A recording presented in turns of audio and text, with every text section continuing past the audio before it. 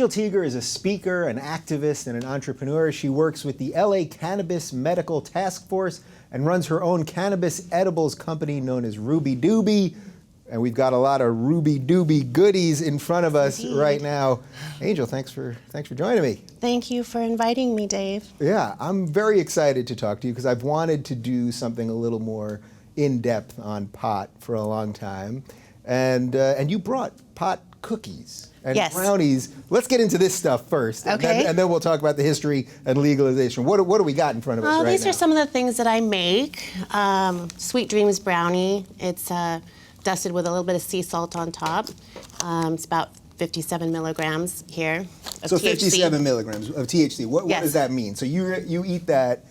How do you feel after? Well, I personally would not eat a whole brownie. Right. I would have half, and that's plenty for me. But it really depends on your own metabolism and your how experienced you are, and it can differ on depending on the day and on how much you've eaten that day. Sure. But and dosage guidelines vary. You know, I've seen recommended dosages between 5 and 15 milligrams for people, or some who want between 20 and 30. And this is all sort of uncharted territory for a lot of people, because for a long time, I think I said once on the show, when I got my weed card, I went in there and I said, they showed me wax, they showed me oil, they showed me edibles, and I said, well, do you have any just weed, green buds, like old-fashioned weed? And that made me feel like old, like, oh, that guy wants to smoke weed. But this is sort of the new thing, right? Well, I think not as many people are familiar with edibles, but it's been around, and it's a great way to make use of the whole plant, because really when you smoke, you're smoking the flowers, the buds, but you still have all of the leaves and the trim and the small buds, and all of that has active ingredients in it too, and that's primarily what I use to make my goodies. And here's a peanut butter brownie, ginger cookie. The crew is very excited, by the way. Oh, I'm happy. Ginger cookies, snickerdoodle cookies, and chocolate chip cookies. And I make cakes and other things too, lemon bars. Yeah, so you make all this stuff, and this is for people that may want the medicinal benefits. This is for people that may want the recreational benefits. It doesn't matter to you, right? Like, you're selling it, and yeah, it's nice if someone alleviates some pain. But right, well, I work with the dispensaries. I work with a handful of dispensaries in my area. So I am a member that's providing edibles for my fellow members. Sure. And you can't really you can't in California. You still have to get a doctor's recommendation to even go to those dispensaries. Right. So my assumption, not too hard. It's not. It isn't too hard. Right. And it's tough to make the distinction between what's in my mind, it's tough to distinguish between recreational and medicinal, because if you're using it to relax at the end of the day, to de-stress, that's medicinal. That's medicinal in some ways, yeah. All right, so let's get a little bit into your story, and then we'll talk about business and legalization and all that stuff. So you got into weed basically, I think you were smoking it recreationally, but the reason you really got into this was because you were having migraines, and pretty much the Western medicine that you were trying just wasn't working, right? Yes. I think there were two forces that kind of both intersected and drove me into cannabis. And definitely my migraines. I've had migraines for many, many years, and about 10 years ago they started getting a lot worse and more frequent, and I was trying all kinds of different medications. I had steroids injected into my neck to try to get rid of them. I had some prescriptions that were so strong that they required the triplicate prescription, and nothing helped me. I mean, lots of times the drugs would irritate my stomach so much that I would feel worse. Sometimes they would just knock me out, and that's how I would survive my migraines. Yeah. And cannabis is really what allowed me to continue living and manage them without having to check out for weeks at a time or days at a time. So that definitely treating my migraines was one force, and also a desire to simplify my life. You know, I was working at the X Prize Foundation. I was the chief of staff there, and you know, very rewarding, challenging position. But I just felt that there was something missing. You know, I wasn't spending very much time with my son, who was 2 years old at the time.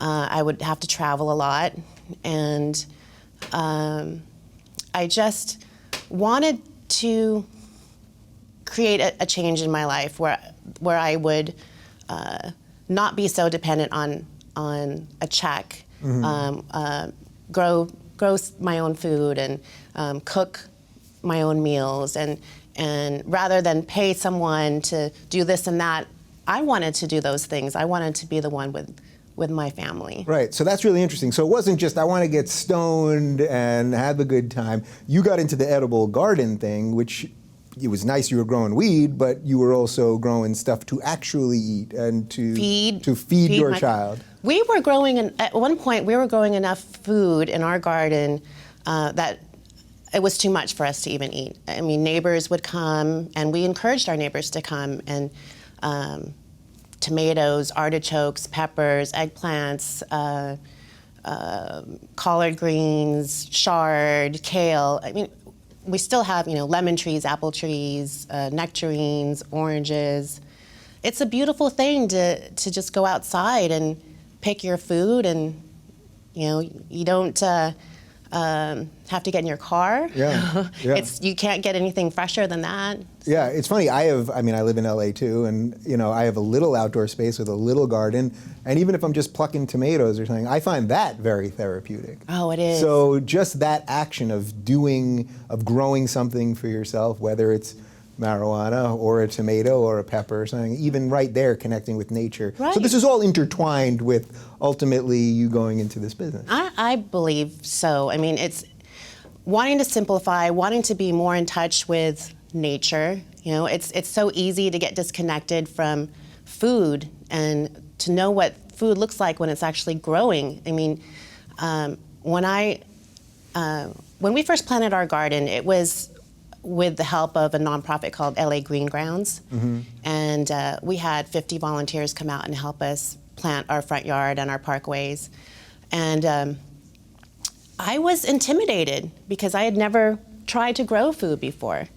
And I didn't know how it all worked. And I'd never put my hands in the dirt and planted anything. And to watch things grow and to be able to feed my family that way and help, you know, feed the neighborhood, it was an amazing experience. And food is medicine, you know, cannabis is medicine. I mean, I really don't see much of a difference. Right, so you see this green thing that grows naturally from the earth, like all this other stuff that we eat, you see that just sort of as an extension of every other thing. But the city wasn't that thrilled, right, with your garden. So here you are, a person that sort of takes life into your own hands on your own property, and the city of Los Angeles, what did they do? Well, okay, going back a little while, what got me inspired to plant the garden was I watched a TED Talk by Ron Finley. I don't know if you've heard of him, the guerrilla gardener, gangster gardener. Oh, okay. Right. Yeah. So the whole idea that he presented, growing your own food, is like printing your own money. I mean, there were some things that just resonated so deeply with me that immediately after I saw the talk, I got in touch with LA Green Grounds and said, I need to learn how to do this. How can I volunteer? And it turns out they were actually looking for an LA resident to plant a garden, and the timing was perfect. So we planted, we were selected, and that's how we got our garden. So, yeah. The city, though, didn't want you to do it at some point, right? So Ron, when he did his TED Talk, he had planted an edible garden a few years before mine, and was cited, and went to city council, and made the case that it doesn't make sense. You should allow people to grow food on their parkways. And the city council at that time agreed and said that they would work to change the laws. And fast forward 2 years later, we plant our garden, and I was operating under the assumption that it was all good, right? Right. The changes were in the works. But a few months after we were cited. I mean, a guy came to my house and kind of aggressively said, all of this has to come out. And you have 48 hours to put it all back to the way it was. And this had nothing to do with weed, just to make it clear, right? This is squash. Yeah. Lettuce. Yeah. Oh, yes, eggplants and things like that. So that, because we had the support of a lot of, LA Green Grounds and Ron, and it was easy to get attention drawn to the issue. It had been going on for some time. Steve Lopez from the LA Times came out and wrote an article about our garden, and it helped bring the city council's attention back to this issue.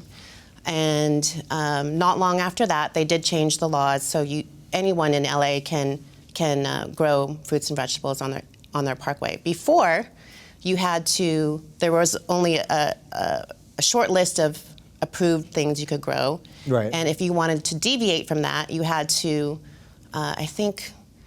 file a request, and I think it was like $400 to even ask, just to ask. To use your own property. Yeah. To feed your own self. And then, you might not get the approval. Yeah. So now I think the way the law reads is you can grow whatever you want, except for some fruit trees are not allowed to be on the parkway. But it's a huge step. Right. And now, as long as you have a medical marijuana license, you can also grow weed. I'm guessing you can't do that in the front of your house, though. I don't think it would be such a good idea. probably not the greatest idea. All right. Well, I don't want to get too into the weeds on that. No pun intended. But I thought it was an interesting way to start because it shows how marijuana and legalization and medicinal uses and all that are so tied into our legal system. And then we can get into some of that stuff. So, all right. So you have the migraines. You start saying, all right, I'm going to smoke weed to make myself feel better. How long did it take to figure out what worked for you? What actually was the right strain? And can you talk about strains a little bit? Well, I know with some conditions, people look for particular strains. I think, okay, so there are. Yeah, let's do 101. Yes. Yeah. When you talk about cannabis, there's cannabis indica and sativa. Right. They look different physically. Like sativa plants are usually taller and leaner, thinner branches and grow better in warmer climates. Indicas are kind of shorter and bushier and hardier. Besides that, indicas are usually, they help to relax you. Most people will use them at night as a sleep aid. And sativas generally will give you more energy, let you keep more focus. So more people will use sativas during the day because you can still function. All my comedian friends that get stoned on sativas and write all day, that kind of thing. Yeah, exactly. Right. And then so you have strains that are either indica or sativa, or they can be a hybrid.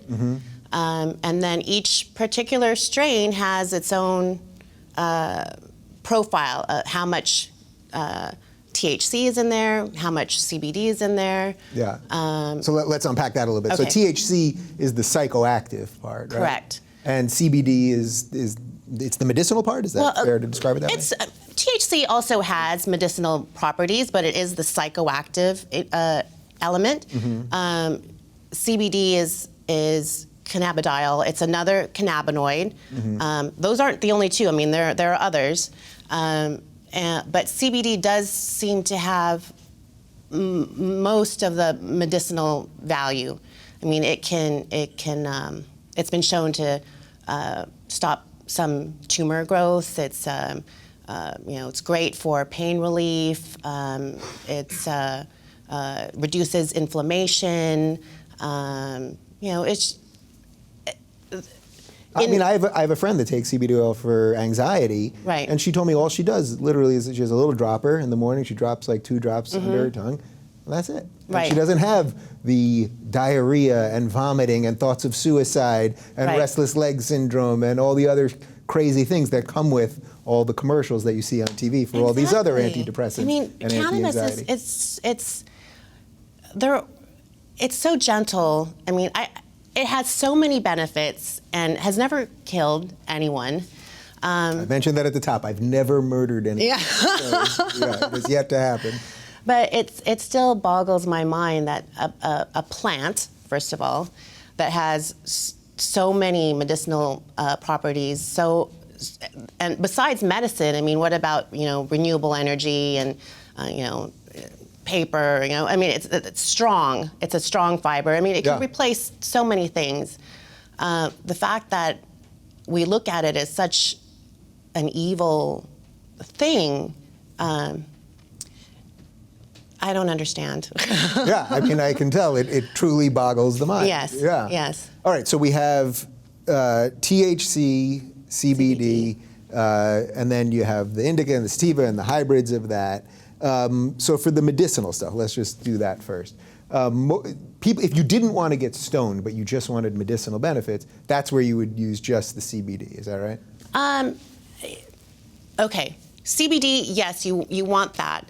But there's been a lot of research that shows that CBD alone is not as effective as when you mix it with THC, meaning that it's the whole plant that you want to treat you with, not just taking one piece of it. I think it's referred to as the entourage effect because there's so many elements and they all kind of work together.